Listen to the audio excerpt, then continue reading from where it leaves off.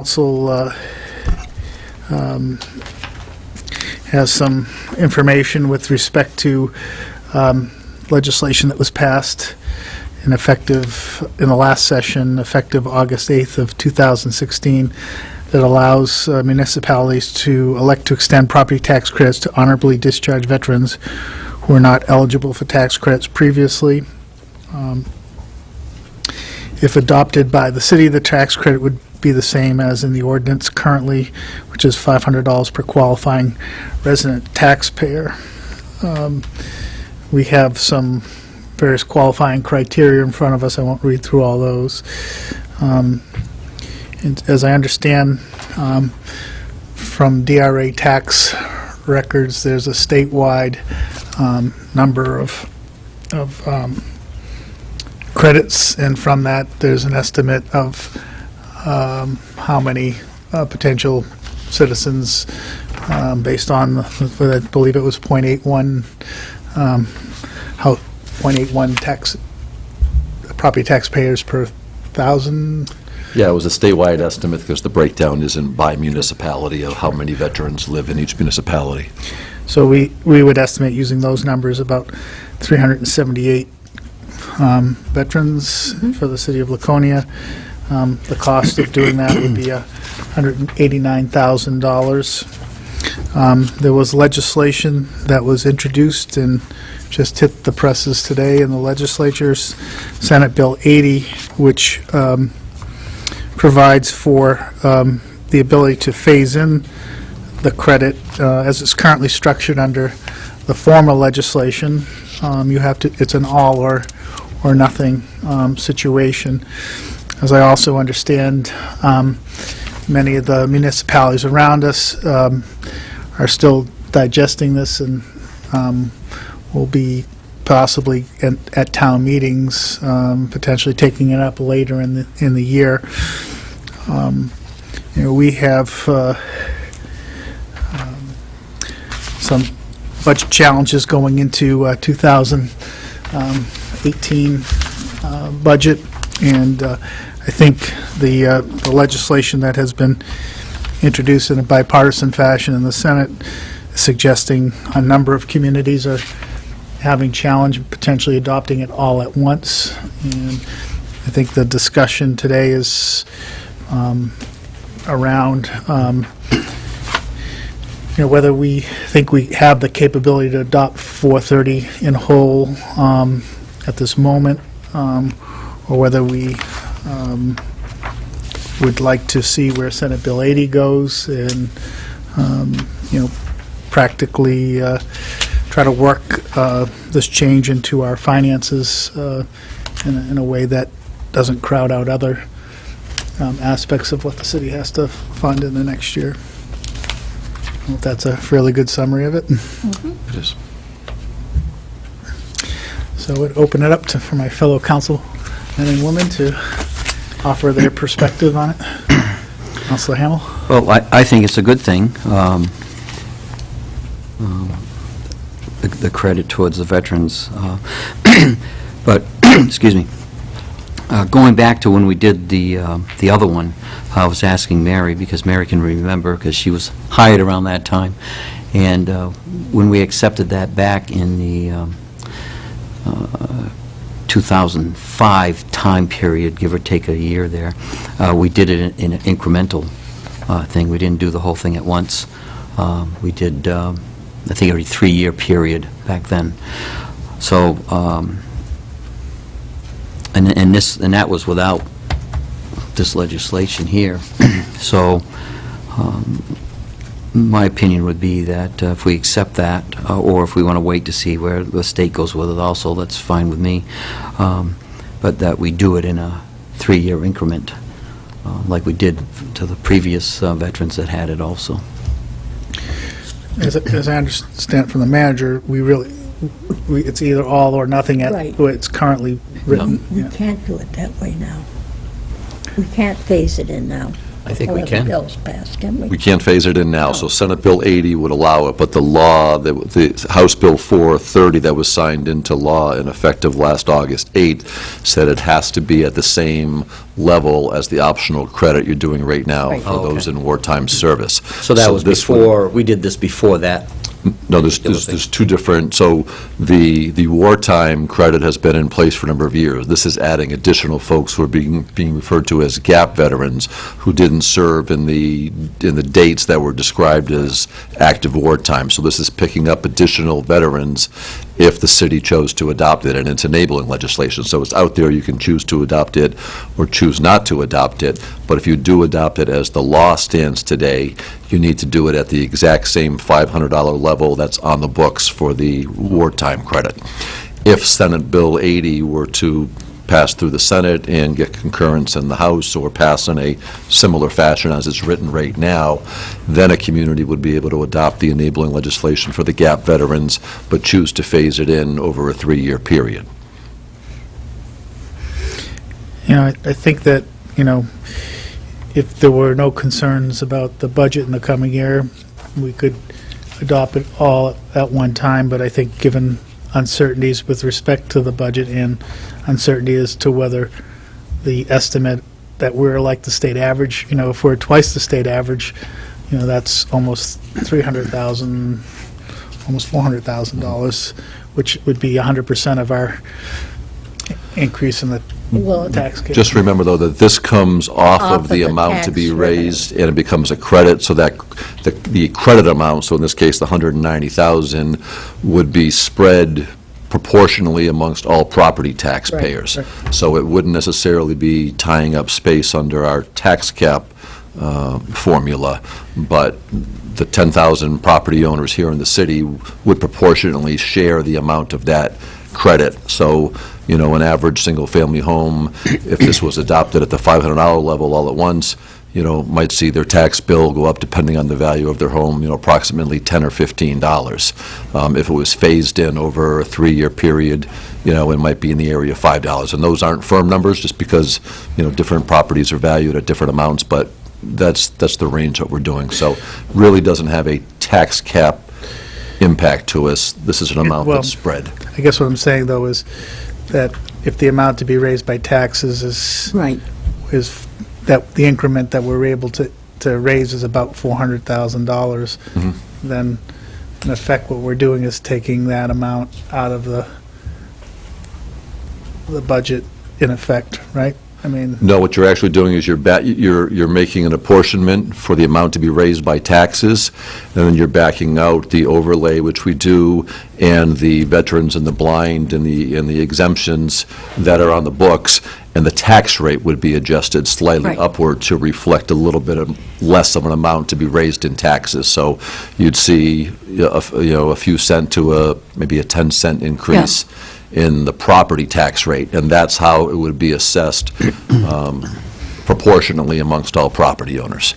It's like, Henry, if at the end of our budget, we come up with something that raises taxes 10 cents, it'll be an additional 10, so it'll be like a 20-cent raise in taxes rather than 10, right?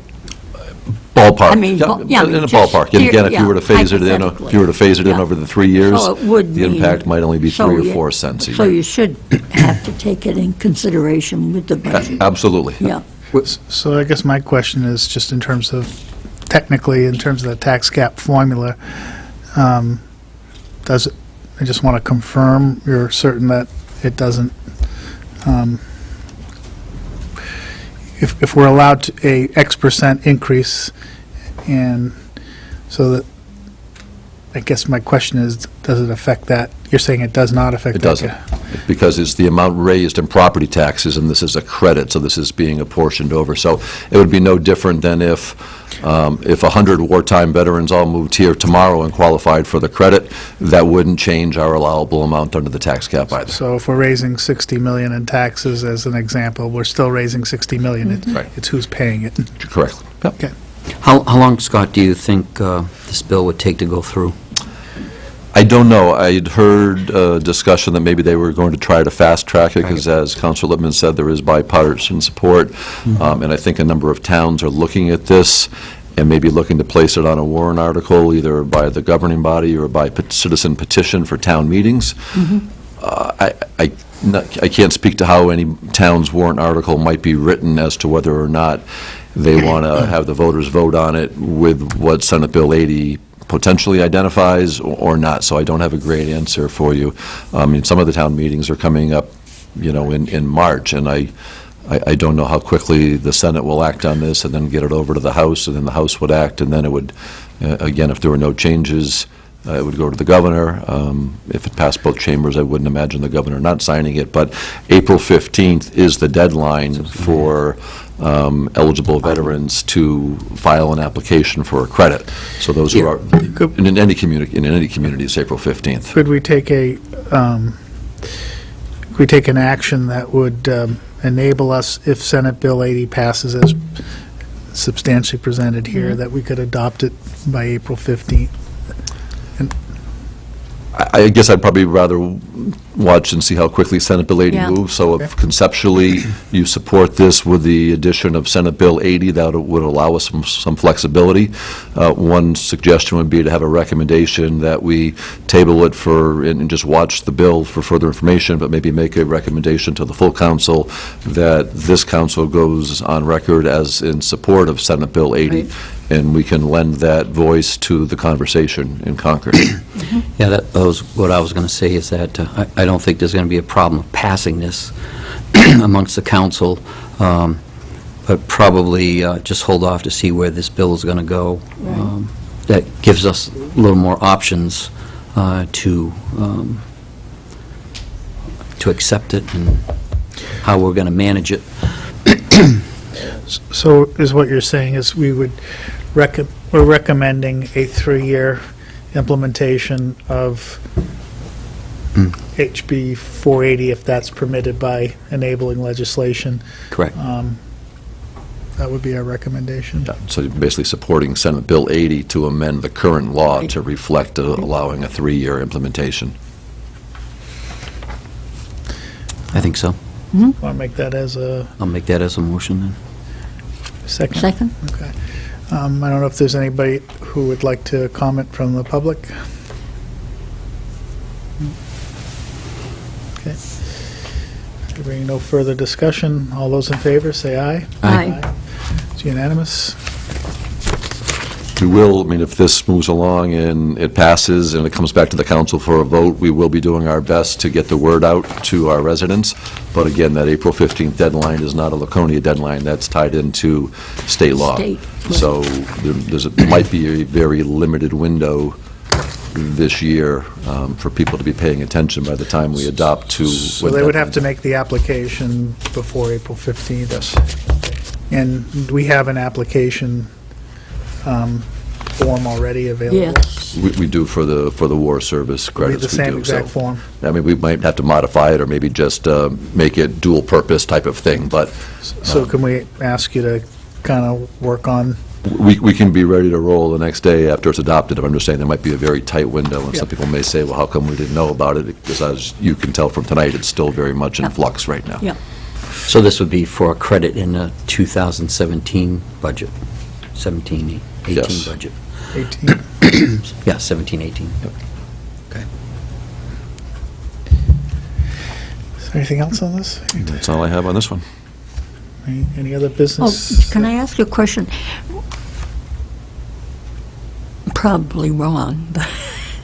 You are not usually wrong, Counselor. Well, no, but because we're reducing the amount of tax revenue by, doing this, will that affect what we get for a tax cap figure? It doesn't affect No. that figure? So for think of it this total? way. Let's do a real simple example. Say we were going to raise $100 in taxes, and we had 100 taxpayers. Right, Everybody would pay $1. If for some reason we exempted 10 of those taxpayers for a credit, we still went out and raised $100, but now we only have 90 taxpayers that we're taxing. So we divide the $100 by 90, and each one's going to pay $1.11 instead. So Okay. it doesn't change the amount that we're raising in taxes. So we're raising the same amount, just You in a just- different, Spreading it over a few less people, so to speak, or in this case, you'd be giving a credit of the current veterans credit, the first $500 times the number of people, that's the amount that the other property owners are Gonna pick up. sharing in that, so it'd be that, similar to that. In terms of anything else, to just give us some sense of where we stand on the budget and the development of that. Yes, we're still waiting to see what comes out of the governor's budget, which I believe will be is due at some point in February. Early indications are there's nothing significant that's being proposed at this point about reductions in some of the state funding to the local level, but the devil will be in the details as to when it comes out. The New Hampshire Municipal Association did have an opportunity to meet with Charlie Arlinghouse, who has been tabbed as the at the time, it was the secession budget writer, and I think he's still working with the new administration now to craft the first-year budget, and staff at NHMA spent about an hour and a half of him and had a good conversation. So there's nothing concrete that we can point to right now. In our own particular case, I've shared with you the not-to-exceed health insurance rate that we received for starting July 1.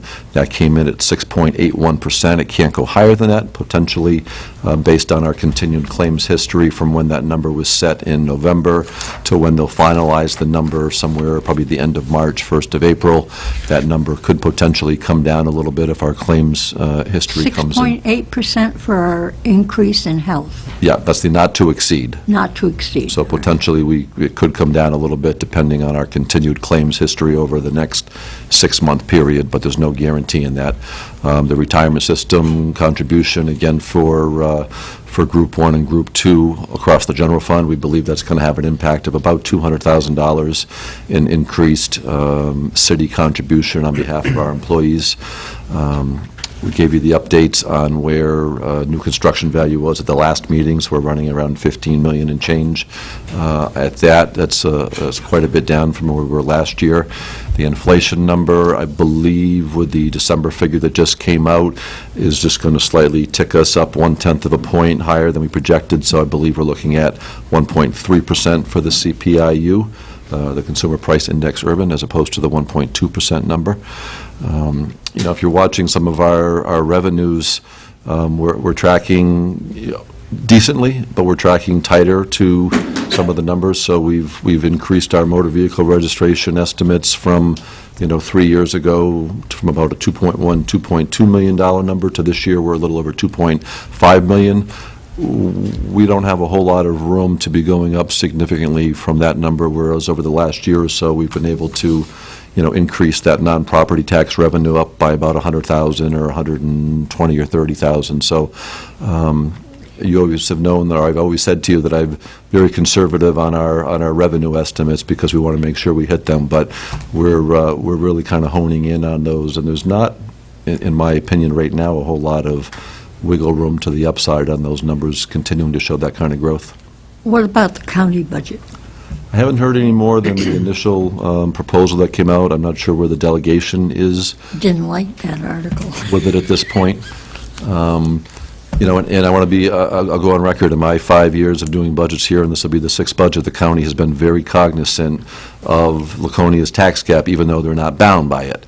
And they have never exceeded, in my time here, they've never exceeded, the increase has never exceeded, in some cases actually been a decrease in our county portion, what would have been allowed under the tax cap. Last year being an example of that. Last year being an example, Yeah, they but used this some year extra we money have out of fund balance. the new building plus 4 new officers they've already projected, and they want more, so I was just, So in a round number, and I'll give you the ballpark because I don't have the calculation in front of me, but if you took our CPI number and our new construction value, and you made that into one number and said the county budget, if the county budget comes in at an increase of, I think it's 3.1% or less, they would be within, quote-unquote, our tax cap number. They would be tax cap. With an increase of Yeah. 3.1. I believe that's the number. I might be off by a tenth, but I believe that's the number that sticks in my head.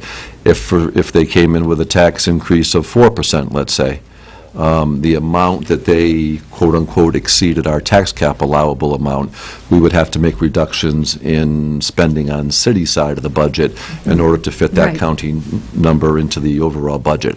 So even though the county's not bound by our tax cap, we need to take the county number and make it fit within our overall tax cap. So that's something that we're watching as well.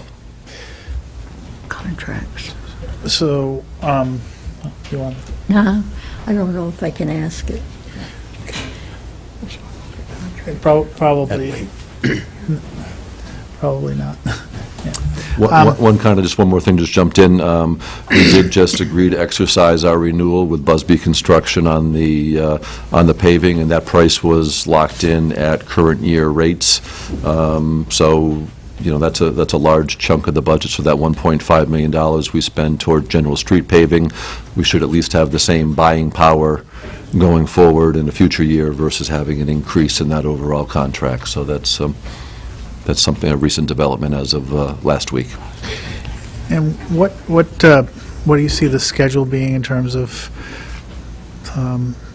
a draft of the budget, or being able to talk about some assumptions that the council might like to? I'd like to come to you at our second meeting in February with some of these items and have it as an open conversation topic. We are having the auditor come to our first meeting in February, so that's February 13th. 13th, the auditor will be here. So if we do it on the 27th, then that gives us a chance to, give you some 30,000-foot view numbers, gives the council a chance to weigh in on some priorities, and gives us another 30 to 40 days to take that input and make modifications where need be, and still look to present the budget to you at the first meeting in April. Sounds good. Anything else, Simon? For the motion, we adjourn. Second. All in favor, please leave. Thank you. All right, we're adjourned.